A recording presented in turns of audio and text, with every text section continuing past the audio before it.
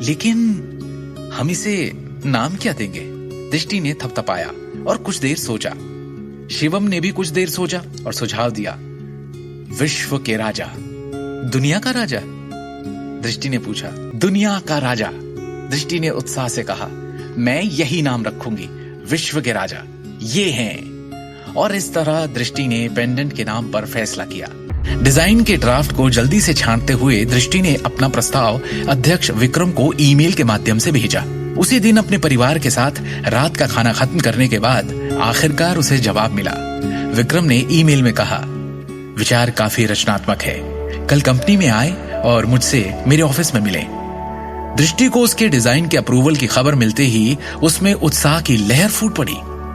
अगले दिन सुबह दृष्टि के बहुत मनाने और रिक्वेस्ट करने पर शिवम भी उसके साथ कंपनी गया। जल्दी ही टैक्सी नारंग एम्पायर टावर पर आ गई और जल्दी ही वो दोनों कार से उतरे और लिफ्ट में आए।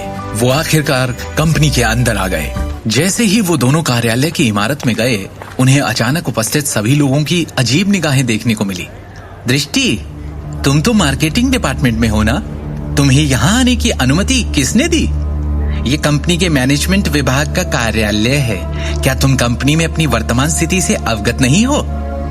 वहां से गुजरने वाली एक महिला अधिकारी ने दृष्टि को पहचानने के बाद बदसूरत अभिव्यक्ति के साथ कहा, ओ दृष्टि, क्या तुम्हारी बगल में खड़ा व्यक्ति वो नहीं है जिसने नारंग परिवार को शर्मिंदा किया है? वो कुख्यात निकम्मा दामाद शिवम है ना? नारंग परिवार के एक वरिष्ठ अधिकारी जो एक कार्यालय की कुर्सी पर बैठे थे ने देखा और एक चंचल अभिव्यक्ति के साथ कहा, मुझे याद है कि कैसे तान्या ने उसे चेतावनी दी थी कि वो फिर कभी उसके सामने ना आए। फिर भी तुम उसे कंपनी बिल्डिंग में लाने की हिम्मत कर बैठी।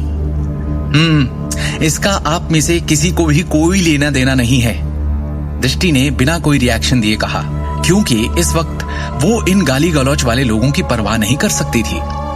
बिना किसी हिचकिचाहट के वो हाथों में ड्राफ्ट लेकर अध्यक्ष के कार्यालय की ओर चल पड़ी। रुको! इस समय कार्यालय की दूसरी ओर से एक परिचित लेकिन शक्तिशाली आवाज सुनाई दी। आवाज की दिशा से एक शानदार हल्के बैंगनी रंग की पोशाक और अन्य महंगे गहने पहने एक महिला धीरे धीरे उनके पास चलते हुए आई। जैसे ही दृष्टि ने अपनी निगाह उस महिला की ओर घुमाई जो चल रही थी, उसने अपना गुस्सा प्रकट किया, लेकिन थोड़ा नर्वस भी महसूस कर रही थी। आखिरकार चलने वाली परिचित महिला नारंग परिवार की ही तान्या नारंग थी। तान्या आज की तारीख में नारंग के आभूषण समूह में डिजाइन विभाग की डिप्टी डायरेक्टर थी। साथ ही वो कंपनी की चीफ ज्वेलरी डिजाइनर भी थी। इसके अलावा वो कार्यकारी निदेशक अमिताभ नारंग की बेटी और करण की बहन भी थी, जिन्होंने स्वाभाविक रूप से उसे कंपनी में एक महत्वपूर्ण पोस्ट देकर रखी हुई थी। तान्या, कैसी हो? दृष्टि ने थोड़ा असहज महसूस करते हुए उसका अभिवादन किया। Please stop it. तान्या ने उसे हाथ दिखाकर चुप करा दिया और उसके बगल में खड़े शिवम को गुस्से से देखा। तुम अब भी मेरे सामने आने की हिम्मत करते हो? हाँ? थोड़ी भी शर्म नहीं है तुम्हारे अंदर? Tanya, I am sorry. Shivam और मैं आज यहाँ कुछ काम करने के लिए आए हैं। हम जल्द ही जाने वाले हैं, दृष्टि ने घबराकर कहा। दृष्टि को नर्वस देख शिवम ने कहा, दृष्टि, तुम्हें इससे माफी मांगने की कोई जरूरत नहीं है। तुमने कुछ भी गलत नहीं किया है। तुम्हें क्या लगता है, कौन हो तुम? मेरे सामने कुछ भी बोलने की हिम्मत कैसे हुई तुम्हारी? तान्या नारंग ने गर्व से अपना सिर उठाया और शिवम को तिरस्कार से देखा। तुम्हारा और मेरा हिसाब अभी तक पूरा नहीं हुआ है, समझे? और मुझे ताव दिखा रहे हो?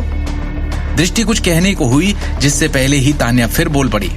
देखो, अब मैं क्या करती हूँ, जिस भी काम से तुम दोनों यहाँ आए हो उसे पूरा नहीं होने दूंगी मैं, समझे? अब देखो अब क्या करेंगे शिवम और दृष्टि। आगे की कहानी जानने के लिए देखें अगला एपिसोड सिर्फ पॉकेट एफएम के YouTube चैनल पर, और शिवम द हिडन वॉरियर के सारे एपिसोड्स को सुनने के लिए डिस्क्रिप्शन में दी लिंक से डाउनलोड करें पॉकेट एफएम ऐप।